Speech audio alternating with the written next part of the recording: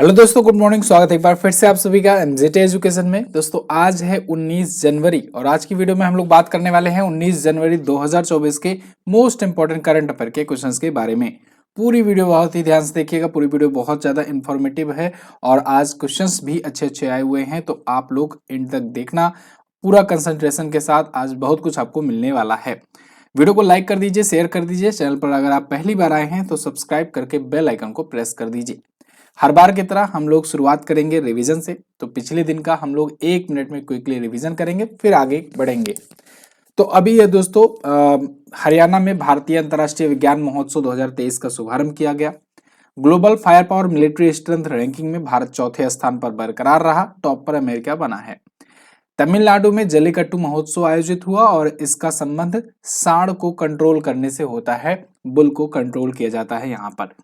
इसके अलावा अभी हाल ही में एक पुस्तक लॉन्च की गई है, an uncommon love the early life of Sudha and Narayan Murthy. इसको लिखा है चित्रा बनर्जी देवाकरुणी ने। दिल्ली सरकार ने BS3 पेट्रोल और BS4 डीजल वाहनों पर चलने पर प्रतिबंध लगा दिया है दिल्ली में। सर्वश्रेष्ठ FIFA footballer of the year का अवार्ड जनवरी 2024 में मिला है लियोनल मेसी को। ये अर्जेंटीना के रहने वाले हैं। इसके अलावा क्रिटिक चॉइस अवार्ड 2024 ओपनहाइमर ने जीता। ICC player of the month का अवार्ड पैट कमिंस और दीप्ति शर्मा को मिला है दिसंबर 2023 के लिए। आप सबको पता है कि यह हर महीने दिया जाता है आईसीसी के द्वारा। विश्वनाथन आनंद को पीछे करके भारत के नंबर 1 शतरंज खिलाड़ी बन गए हैं रमेश बाबू प्रज्ञानंदा। और 15 जनवरी को राष्ट्रपति द्रौपदी मुर्मू जी मेघालय गई थी और वहां पर मेघालय खेलों का 5वां संस्करण इन्होंने उद्घाटन किया है। ये टॉप 10 करंट अफेयर के क्वेश्चंस थे कल की वीडियो से, जिनका आपने किया है क्विकली 1 मिनट में रिवीजन। अब हम लोग डिटेल करंट अफेयर की तरफ बढ़ेंगे, लेकिन उससे पहले मैं आपको बता दूं, जो 15-15 दिनों की मंथली करंट अफेयर की वीडियो आती है ना, उसका पार्ट 1 जनवरी मंथ का आ चुका है। फटाफट से जाकर के चैनल पर देख लेना इस वीडियो को देखने के बाद, ठीक है जी। चलिए, क्विज PDF आपको एमजेटी ऐप पर मिलेगी हमेशा की तरह। पहला क्वेश्चन, हाल ही में 3D शहरी स्थानिक डिजिटल ट्विन विकसित करने वाला पहला भारतीय शहर कौन बना? तो ये बन गया है दोस्तों वाराणसी। ये बहुत ही कठिन आपको लग रही हुई लाइन, देखो मैं आसान भाषा में आपको बताता हूँ। एक्चुअली में 3D मैपिंग की जाने प्रस्तावित है, 3D मैपिंग पूरे शहर की। तो ये पूरे शहर की 3D मैपिंग की जाएगी और इसके लिए स्थानिक डिजिटल ट्विन ये विकसित करने वाला वाराणसी हो गया है भारत का पहला शहर, ठीक है जी। तो इसके लिए 160 स्क्वायर किलोमीटर में क्षेत्रफल में लगभग 100 वार्ड पड़ेंगे, वो सभी का डिजिटल मैप तैयार किया जाएगा और ये लिडार टेक्निक से होगा। लिडार टेक्निक मतलब लाइट डिटेक्शन एंड रेंजिंग, इस तरीके से होगा। जैसे आप रेडियो डिटेक्शन एंड रेंजिंग देखते हो ना, रडार, रडार के माध्यम में क्या होता है, रडार कॉन्सेप्ट में रेडियो डिटेक्शन एंड रेंजिंग। जब आप मूवी वगैरह में देखते हो, ऐसे ग्रीन कलर का एक स्क्रीन रहता है, उसमें ऐसे ऐसे घूमता रहता है एक, वो क्या रहता है जानते हो, वो रडार का एक इंडिकेटर होता है। रडार सिस्टम में एक्चुअली में क्या होता है, रेडियो वेव्स भेजी जाती हैं और जब अगर कोई भी जो पार्टिकल रहता है उससे टकरा करके वो वापस आती है, तो उनको कैलकुलेट किया जाता है कि कितने समय में आई है और इससे दूरी पता कर ली जाती है। ऐसे ही यहाँ पर लाइट डिटेक्शन एंड रेंजिंग है। यहाँ पर लाइट भेजा जाएगा और लाइट के थ्रू डिटेक्ट करके रेंज लगाई जाएगी और उसी अनुसार ये आकृति बनाएगा, ठीक है ना। मतलब आप समझो, जैसे कोई लाइट जल्दी लौट गई और कोई लाइट थोड़ा देर में लौटी, तो समझ में आएगा कि यहाँ गड्ढा है, यहाँ ऊंचा है। तो इस प्रकार से ये इमारत की शेप हो गई ये, ठीक है ना। तो ऐसे ऐसे ये शेप बना करके वहां पर 3D मैपिंग तैयार करेगा। समझ में आ रही होगी मेरी बात। ऐसा करने वाला वाराणसी बन गया है भारत का पहला शहर, ठीक है जी। चलिए, वाराणसी पड़ता है उत्तर प्रदेश में। उत्तर प्रदेश अगर आप देखोगे तो यहाँ पर उत्तर प्रदेश के बारे में कुछ बेसिक स्टैटिक जीके है। अच्छा, उत्तर प्रदेश का जीके का मैं एक महामैराथन लाने की सोच रहा हूँ। जीके का महामैराथन आएगा आपके लिए यूपीपी एग्जाम के पहले, और इसके अलावा एक यूपी करंट अफेयर का तो बहुत ही पहले आ जाएगा। मतलब यूपी का करंट अफेयर लगभग तैयार हो ही रहा है कंटेंट, और ये आपको दिया जाएगा बहुत ही जल्द। तो यूपी करंट अफेयर और यूपी जीके का मैराथन जो है, ये बहुत ही जल्द आपके पास पेश करने वाला हूं मैं यूट्यूब वीडियो के माध्यम से। तो उसमें हम लोग इसको सबको अच्छे से पढ़ेंगे ही, ये चीजें आपको याद ही हो गई होंगी। यूपी के करंट अफेयर की अगर बात करें तो यूपी से रिलेटेड अभी रिसेंटली हम लोगों ने पढ़ा था कि अयोध्या में सबसे लंबी सोलर लाइट लाइन स्थापना करके एक नया विश्व रिकॉर्ड बना है। अयोध्या के हनुमानगढ़ी के बेसन के लड्डू को GI टैग मिला है। अयोध्या में स्वच्छ तीर्थ स्थलों के लिए स्वच्छ मंदिर अभियान शुरू किया गया है। अयोध्या में पेइंग गेस्ट योजना भी शुरू की गई है। इसके अलावा अयोध्या को उत्तर प्रदेश का पहला सौर शहर भी बनाने की तैयारी में जुटे हुए हैं उत्तर प्रदेश सरकार। यूपी का पहला फ्लोटिंग रेस्टोरेंट प्रयागराज में खोला गया है। गंगा डॉल्फिन राजकीय जलीय जीव घोषित हुआ है उत्तर प्रदेश का। और उत्तर प्रदेश के सभी सरकारी स्कूलों में स्मार्ट क्लास की सुविधा देने वाला पहला जिला बन गया है बरेली। इसके अलावा हर घर सौर अभियान लखनऊ और वाराणसी में किया गया। गिफ्ट ईडी योजना ये प्रॉपर्टी ट्रांसफर के लिए अभी उत्तर प्रदेश सरकार ने शुरू की है। तो ये उत्तर प्रदेश से रिलेटेड करंट अफेयर के क्वेश्चन थे रिसेंट के। आगे बढ़ते हैं। हाल ही में किस राज्य में डॉक्टर BR अम्बेडकर को समर्पित प्रतिमा स्टैच्यू ऑफ सोशल जस्टिस का अनावरण किया गया? तो दोस्तों अभी हाल ही में आंध्र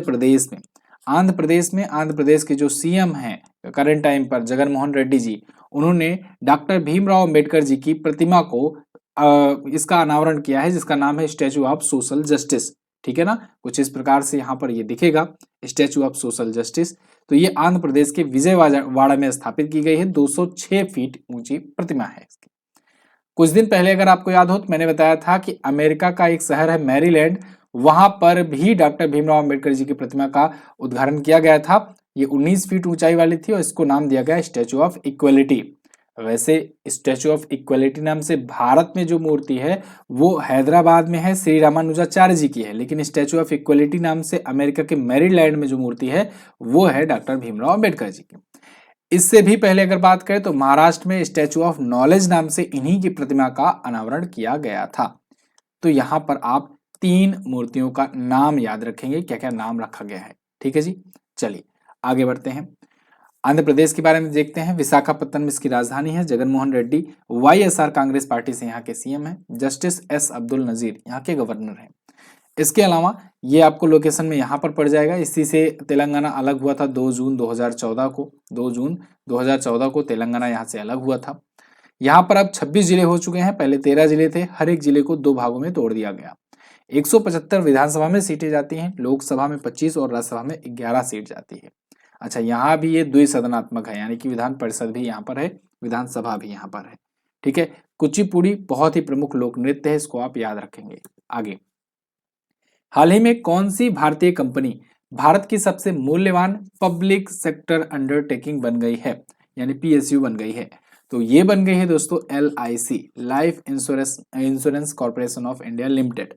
आपको पता है कि SBI बहुत दिनों तक ये रही भारत की सबसे बड़ी कंपनी, लेकिन LIC जो है जब इसका IPO आया था तो कुछ समय के लिए इसको पीछे कर दी थी, लेकिन फिर इसका वैल्यू लगातार गिरता रहा था। उसके बाद अभी ये फिर से बैकअप मोड में आई है और लगातार ये चढ़ना शुरू की है LIC, और अभी ये SBI को पीछे कर दी है। यहाँ एक बात ध्यान रखिएगा, मैं ये नहीं कह रहा हूँ कि ये भारत की सबसे मूल्यवान कंपनी है, ये भारत की सबसे मूल्यवान PSU है, पब्लिक सेक्टर अंडरटेकिंग है। मतलब ऐसी कंपनी जो भारत सरकार के अधीन आती है, भारत की सरकारी कंपनियां हैं, उनमें ये सबसे महंगी कंपनी बन गई है, सबसे वैल्यूएबल कंपनी बन गई है। ठीक है जी, मतलब प्राइवेट कंपनियां भी बहुत सारी हैं जो इनके ऊपर हैं, जैसे रिलायंस, अडानी अंबानी, TCS, ये सब जो हैं ये बहुत ऊपर है। ठीक है ना, तो इसलिए यहाँ पर ध्यान रखना, ये भारत सरकार की सबसे वैल्यूएबल कंपनी है। अच्छा जी, LIC का करंट टाइम पर मार्केट कैप कितना है? 5.8 लाख करोड़ रुपए, और SBI का घटा है 5.62 लाख करोड़ रुपए है। LIC की स्थापना 1956 में हुई थी, मुंबई में इसका हेडक्वार्टर है, अध्यक्ष हैं इसके सिद्धार्थ मोहंती। अगला, जनवरी 2024 में किस राज्य सरकार ने महतारी वंदना योजना 2024 शुरू किया? तो महतारी वंदना योजना ये बहुत ही इंपॉर्टेंट योजना है और इसे शुरू किया है छत्तीसगढ़ राज्य सरकार ने। छत्तीसगढ़ राज्य सरकार जो है ये लाडली योजना जो आप सुने थे ना मध्य प्रदेश की, उसी की तर्ज पर इन्होंने भी एक शुरू किया है योजना। कौन सी योजना है? विमेंस को हर महीने मासिक वित्तीय सहायता देने की, फाइनेंशियली मंथली ये हेल्प करेंगे छत्तीसगढ़ की जो गवर्नमेंट होगी, और कितना कितना 1,000 रुपए का, यानी कि टोटल 12,000 रुपए पर ईयर दिया जाएगा महिलाओं को। लेकिन ध्यान रहे कुछ कंडीशंस हैं कुछ, जैसे ये केवल छत्तीसगढ़ की विवाहित महिलाएं जो होंगी उनको ही पात्र मानेगा। साथ ही साथ उनकी वार्षिक परिवार की आय 2.5 लाख से रुपए से कम हो तभी उनको पात्र माना जाएगा, और तो और उस महिला की उम्र 23 साल से 60 साल के बीच होनी चाहिए। तो ये 3 क्राइटेरिया कम से कम अगर पूरी कर रही होंगी तो हर एक महिलाओं को मिलेगा 1,000 रुपए महीने, टोटल साल के 12,000 रुपए। ठीक है, महातारी वंदना योजना के तहत छत्तीसगढ़ में। छत्तीसगढ़ आपको पता होगा अभी चुनाव हुआ था विधानसभा का, और उसमें भी एक राज्य ये भी था 5 राज्यों में। तो वहां पर नए सीएम बनकर के आए हैं विष्णुदेव साय बीजेपी पार्टी से। विश्वभूषण हरिचंदन जी यहाँ के गवर्नर हैं। नया रायपुर राजधानी है। 33 जिले हैं, 90 विधानसभा में सीटें हैं, लोकसभा में 11 और राज्यसभा में 5 सीट यहाँ से जाती है। यहाँ पर बात करें झीलों की तो बूढ़ापारा झील है, तलीबंध तालाब है, इसके अलावा महाराजा बांध तालाब है, गंगा मुंडा झील है, ठीक है ना, दलपत सागर है, अचान कमार वन्य अभ्यारण्य है, इंद्रावती नेशनल पार्क है, गुरु घासीदास नेशनल पार्क अभी ये नया जुड़ा है। छत्तीसगढ़ आपको यहाँ पर दिखेगा।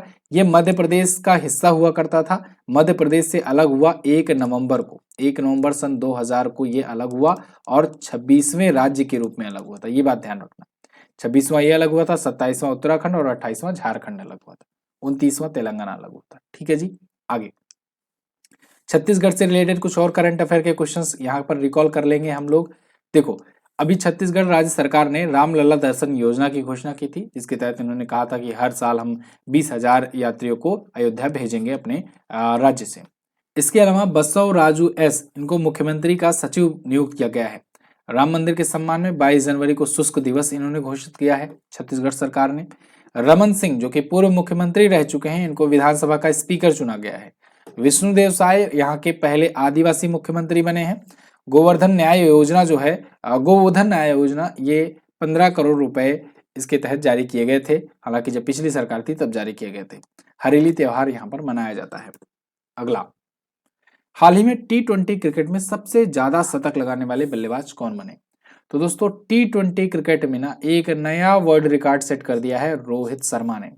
रोहित शर्मा 5 शतक T20 में लगा चुके हैं भाई।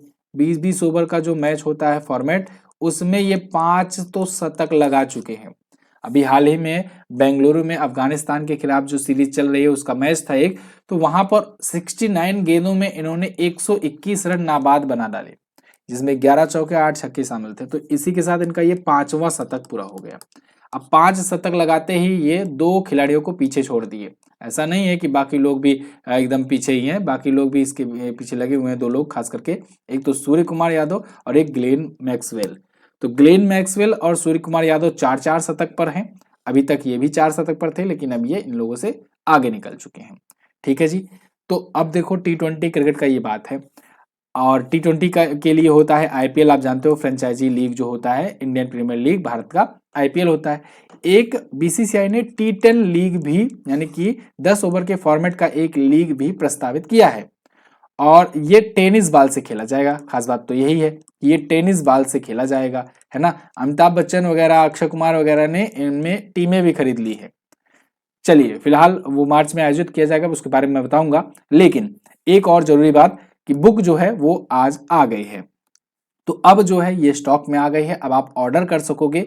ऑर्डर करना है कहाँ से जाकर? अमेजन से जाकर के। और जैसा कि मैंने आपको बताया है कि इस बार जो रीप्रिंटिंग के लिए भेजा गया था, तो ज़्यादा कॉपी तो भेजा नहीं हूँ मैं इसलिए भेजा हूँ जिससे लोग इसकी ब्लैक मार्केटिंग ना कर पाएं। पिछली बार क्या हुआ था कि बहुत लोग ब्लैक मार्केटिंग कर रहे थे, कुछ लोग स्टोर कर लेते हैं अपने पास और उसके बाद 350, 400 इतने में बेचते हैं। तो कुछ जो मजबूर स्टूडेंट्स रहते हैं बेचारे, वो इमरजेंसी में लेना पड़ जाता है उनको। तो इस वजह से ये आउट ऑफ स्टॉक होने के बाद भी दोबारा भेजा गया था प्रिंटिंग के लिए, लेकिन ज़्यादा कॉपीज नहीं आई थी। अब आपको क्या करना है कि आ गई है जब किताब, तो इसको फटाफट से जल्दी से ऑर्डर कर डालो, नहीं तो अब की बार नहीं भेजा जाएगा प्रिंटिंग के लिए, ठीक है ना। और मैंने जैसे कि आपको बताया है कि केवल 199 में ही आपको लेना है, और साथ ही साथ में आपको sold by MJT education books जरूर देखना है। ये बात, ये देख करके लेंगे आप तो आपको 199 में ही मिलेगा, आप इससे ज़्यादा का प्राइस नहीं पाएंगे कभी, ठीक है ना। ये मेरा वादा रहा आपसे। तो एमजेटी एजुकेशन बुक्स देख करके लेना है आपको। यहाँ पर जाकर रेटिंग वगैरह देख सकते हो आप, 4.8 स्टार की रेटिंग है, और मतलब कि जो 2 लोग 4 रेटिंग स्टार किए हैं वो लोग भी अच्छा ही लिखे हुए हैं, आप जाकर के पढ़ सकते हो। तो सबके रिव्यूज़ वगैरह भी देख लो अच्छे से, क्या कंटेंट है ये सब देख लो, कितनी डिटेलिंग है, ये सारी चीज़ें आप देख सकते हो। हर एक, ये क्योंकि Q&A फॉर्मेट में है, क्वेश्चन है, ऑप्शन है, उसके बाद उसकी डिटेलिंग है। सबसे बड़ी बात, ये 264 पेज की बुक है, और इतनी मोटी बुक जो है कोई नहीं प्रोवाइड किया हुआ है। आप देख लो, सब लोग वन लाइनर इधर उधर दे करके मतलब बहला फुसला रहे हैं, लेकिन यहाँ पर क्वेश्चन आंसर फॉर्मेट में डिटेल कंटेंट दिया गया है। आप इसको परचेज कर सकते हो अमेजन से जाकर के, केवल और केवल अमेजन पर ही ये अवेलेबल है अभी के लिए। आगे बढ़ते हैं। हाल ही में अंतर्राष्ट्रीय गुब्बारा महोत्सव का 9वां संस्करण कहां पर शुरू किया गया? अंतर्राष्ट्रीय गुब्बारा महोत्सव का 9वां संस्करण ये हुआ तमिलनाडु में। इसे तमिलनाडु अंतर्राष्ट्रीय गुब्बारा महोत्सव भी कहते हैं। ये तमिलनाडु के पोलाची में आयोजित किया जा रहा है। अंतर्राष्ट्रीय स्तर का है तो इसमें बहुत सारे देश भी हिस्सा ले रहे हैं, UK, France, Netherlands, Spain, Japan, Thailand, Vietnam वगैरह। तो इसको पोलाची तमिलनाडु में आयोजित किया गया है। ये कौन सा संस्करण था? 9वां। जीडी गोपाल कृष्णन जो कि पोलाची के अध्यक्ष हैं इसके चैम्बर ऑफ कॉमर्स के, इस महोत्सव के, तो उन्होंने इसका उद्घाटन किया है। अब देखो ये गुब्बारा महोत्सव था, अभी कुछ दिन पहले मैंने तमिलनाडु से ही आपको पोंगल भी बताया था, तो पोंगल भी आई थिंक आपको याद ही होना चाहिए, है ना, पोंगल।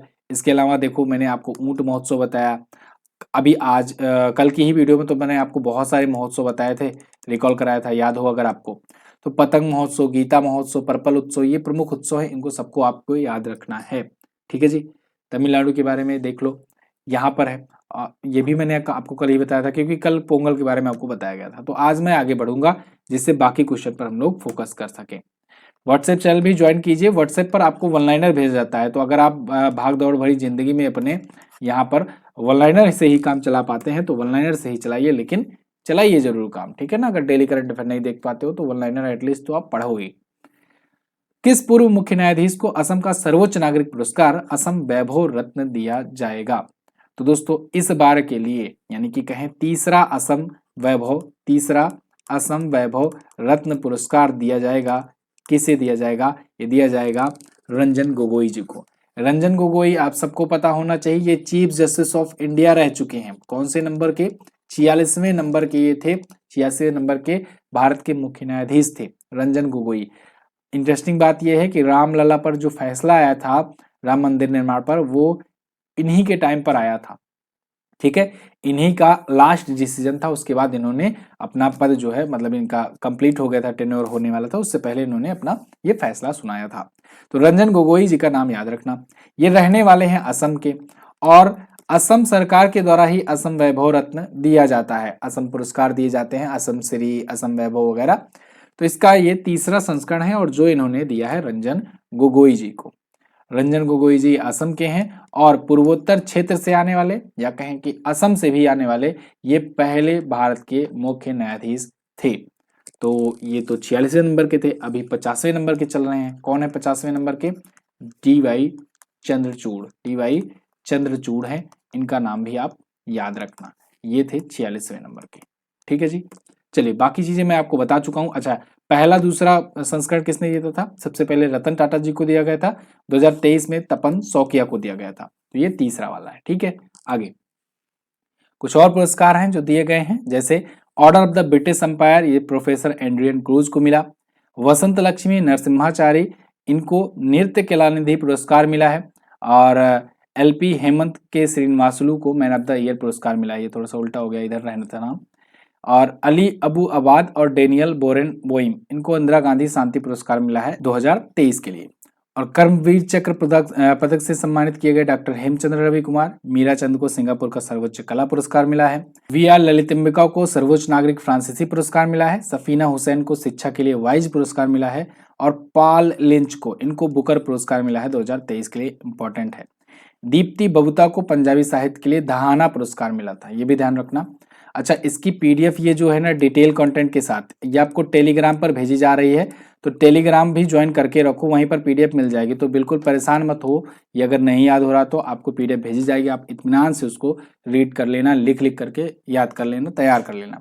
वैसे मैं दूसरे तीसरे आपका रिकॉल कराता रहता हूँ, तो आप अगर रेगुलर व्यूअर हो तो आपको वैसे ही सब चीजें याद हो जाएंगी। अगला है, हाल ही में किसके द्वारा एक वाहन एक फास्टैग पहल शुरू किया गया, यानी one vehicle one FASTag initiative. इसको कौन शुरू किया? इसको national highways authority of India ने किया है, यानी कि NHAI ने इसे शुरू किया है, राष्ट्रीय राजमार्ग प्राधिकरण, भारतीय राष्ट्रीय राजमार्ग प्राधिकरण ने। तो ये किस लिए शुरू किया गया है? एक्चुअली में ना क्या होता था कि लोग अलग अलग कंपनियों से फास्टैग बनवा लेते थे, तो कई फास्टैग हो जाते थे, तो ऐसे में कंफ्यूजन बढ़ जाती थी कि इसमें रिचार्ज है कि नहीं है, उसमें है कि नहीं है। तो ऐसे में यहाँ पर एक पॉलिसी लाई गई कि भाई एक ही जो है फास्टैग वो सभी के लिए चलेगा। ठीक वैसे ही समझो जैसे आप अभी तक क्या देखते थे कि यूपीआई के लिए क्यूआर कोड पर वहां पर पहले शुरुआत में जब आया था ना क्यूआर कोड वाला, तो आपको अलग अलग कंपनियों के वहां पर लगे दिखते मिलते थे दुकानों पर, सब अलग अलग रखे रहते थे। फिर बाद में धीरे धीरे सिस्टम बदला, फिर ये हुआ कि भाई कोई एक ही क्यूआर कोड हो वही रहे और सभी कंपनियों सभी ऐप से जो है वो सब पर काम करेगा और सब उस पर पेमेंट कर सकेंगे। तो बाद में ये आ गया है ना। तो ऐसे ही यहाँ पर भी हुआ है कि अब फास्टैग एक ही बनवाना होगा, एक व्हीकल के लिए एक ही फास्टैग। ठीक है, जैसा कि नाम से ही स्पष्ट है, एक वाहन एक फास्टैग। लेकिन केवाईसी पूरी करनी पड़ेगी। केवाईसी मतलब आप जानते हो ना, नो योर कस्टमर। ये फुल फॉर्म भी पूछा गया था एक बार एग्जाम में, किसी एग्जाम में केवाईसी का फुल फॉर्म पूछ लिया गया था। तो हर जगह केवाईसी आप देखते हो कराया जाता है। केवाईसी मतलब होता है नो योर कस्टमर। ठीक है, चलिए। तो राष्ट्रीय राजमार्ग प्राधिकरण की स्थापना 1995 में हुई थी, नई दिल्ली में हेडक्वार्टर है और संतोष कुमार यादव जी ये यहाँ के हैं करंट टाइम पर अध्यक्ष। अगला, हाल ही में भारत ने किस भाषा को 9 शास्त्रीय भाषाओं में से एक के रूप में शामिल करने का फैसला किया? तो दोस्तों भारत सरकार ने फारसी भाषा को अपनी शास्त्रीय भाषा में शामिल किया है और ये बन गई है 9 शास्त्रीय भाषाओं में से एक शास्त्रीय भाषा भारत की। ठीक है, जिनको मान्यता प्राप्त है भारत सरकार के द्वारा, यानी भारत सरकार ने इन्हें शास्त्रीय भाषा घोषित किया है। पूरा डिटेल में मैं बताऊंगा, पहले आप ये समझो ये कब हुआ इंसिडेंट। तो जब एस जयशंकर जी ईरान के दौरे पर थे अभी, तब वहां पर इन्होंने जाकर के अनाउंस किया, ईरान वगैरह की भाषा जो है वो फारसी है। तो देखो वहां पर जब इन्होंने ये अप्रूवल दिया तो ये एक प्रकार से ईरान और भारत के रिश्तों को भी एक कल्चरली और साहित्यिक रूप से भाषाई संबंधों को मजबूत करेगा। तो 2 दिवसीय यात्रा की एस जयशंकर जी ने, हालांकि ये एक प्रकार से हम वहाँ गए उसके बाद से फिर ईरान जो है वो तूफान ही मचा दिया। तो सब लोग तो एस जयशंकर जी को दोष दे रहे हैं। फिलहाल जो भी है वो अलग मुद्दा है, उस पर मैं अलग से आपको वीडियो बना करके समझाऊंगा कभी मौका मिला तो। फिलहाल यहाँ पर बात करते हैं शास्त्रीय भाषाओं की। तो दोस्तों जब से भारत सरकार नई शिक्षा नीति लाई है तो तब से कुछ अलग प्रकार के एजुकेशन पर ट्राई कर रही है, कहें कि प्रयोग कर रही है। अभी पूरी तरीके से पूरे भारत में नई शिक्षा नीति लागू नहीं हुई है। इसके तहत ना प्रैक्टिकल नॉलेज को भी बढ़ावा दिया जाएगा थ्योरेटिकल नॉलेज के साथ साथ। तो ये नई शिक्षा नीति होगी, तीसरी वाली आई है। आपको मैं थोड़ा सा इसके बारे में बता दूं, पिछली वाली जो आई थी वो 1986 में आई थी, ये वाली जो आई है ये 2020 में आई और ये तीसरी शिक्षा नीति थी भारत की। ठीक है, न्यू नेशनल एजुकेशन पॉलिसी, राष्ट्रीय शिक्षा नीति, तो ये आई थी। अब इसमें ना अभी तक 9 भाषाओं को शास्त्रीय भाषाओं के रूप में शामिल किया जा चुका है। सबसे पहले 2004 में शास्त्रीय भाषा के रूप में तमिल को शामिल किया गया था। अब आप कहोगे कि नई शिक्षा नीति 2020 में आई, शास्त्रीय भाषा को 2004 में कह रहे हो शामिल किया गया। तो देखो शास्त्रीय भाषाओं वाला कॉन्सेप्ट तो पहले ही था ना, मतलब अपन लोग मान्यता तो दिए ही थे कि कौन कौन अपने यहाँ शास्त्रीय भाषा है। इस बार तो हम लोग पढ़ाई के सिलेबस में जोड़ने के लिए बात कर रहे हैं, इसलिए और भाषाओं को ऐड किया जा रहा है। ठीक है, तो यहाँ पर पहली भाषा अगर पूछा जाए शास्त्रीय तो 2004 में तमिल को जोड़ा गया था। फिर उसके बाद संस्कृत, कन्नड़, तेलुगु, मलयालम, उड़िया, पाली, फारसी, प्राकृतिक, इन सबको भी शामिल कर लिया गया। अगला क्वेश्चन है, हाल ही में किस कंपनी को वित्तीय वर्ष 2022-23 के लिए प्रतिष्ठित ICAI पुरस्कार प्राप्त हुआ? दोस्तों ICAI पुरस्कार जीता है REC लिमिटेड ने, रूरल इलेक्ट्रिफिकेशन कॉर्पोरेशन लिमिटेड ने। ये एक महारत्न कंपनी है। महारत्न कंपनी है तो इसका मतलब ये PSU भी है, क्योंकि भारत सरकार की जो कंपनी होगी उसी को महारत्न का दर्जा मिल सकता है। तो ये महारत्न कंपनी भी है REC लिमिटेड और इसने अभी ये अवार्ड जीता हुआ है। ठीक है ना, ICAI अवार्ड जीता हुआ है एक्सीलेंस इन फाइनेंशियल रिपोर्टिंग में, फाइनेंशियल रिपोर्टिंग की कैटेगरी में इसको ये अवार्ड दिया गया है। क्लियर? अच्छा, इससे पहले अगर बात करें तो ये कुछ और भी अवार्ड जीत चुकी है, जैसे REC जो है ये जोखिम प्रबंधन में असाधारण प्रदर्शन के लिए गोल्डन पिकॉक अवार्ड पाई थी, याद रखना इंपॉर्टेंट है। उससे भी पहले ये वित्तीय सेवा श्रेणी में सेंट्रल PSU पुरस्कार पाई थी, सर्वश्रेष्ठ सेंट्रल PSU का पुरस्कार ये पा चुकी है, बेस्ट सेंट्रल PSU का। REC की बात करें तो ये 1969 में स्थापित हुई थी, नई दिल्ली में हेडक्वार्टर है और अध्यक्ष हैं विवेक कुमार देवांगन जी। ये एक महारत्न कंपनी है। भारत में 13 ऐसी महारत्न कंपनियां हैं आज के टाइम पर, 13 महारत्न कंपनियां हैं, उनमें से एक ये भी है। ये थे टॉप 10 करंट अफेयर के क्वेश्चन। आई होप आपको वीडियो पसंद आई होगी। जैसा कि मैंने आपको बताया, टेलीग्राम पर आपको इसकी पीडीएफ मिलेगी। टेलीग्राम पर जाना है, एमजेटी एजुकेशन लिख करके सर्च करना है और इसकी पीडीएफ को पढ़ लेना है। वन लाइनर चाहिए तो आप व्हाट्सएप चैनल ज्वाइन कर सकते हो।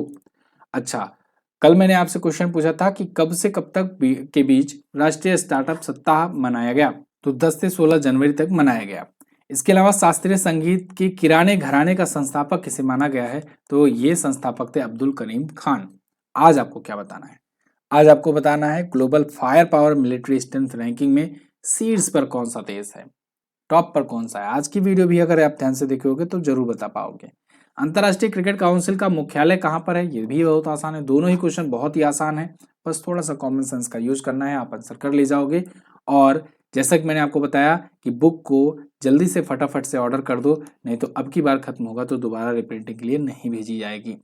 इसकी रेटिंग वगैरह भी जाके चेक कर लेना, कंटेंट वगैरह पर लोगों ने रिव्यू जो दिए हैं उसको आराम से देखो के लेना, उसके बाद अमेजन से ऑर्डर कर सकते हो आप। ठीक है जी, चलिए बस इतना ही रखते हैं वीडियो में। मैं मिलूंगा आपसे अगली वीडियो में, तब तक के लिए नमस्कार, जय हिंद, वंदे मातरम।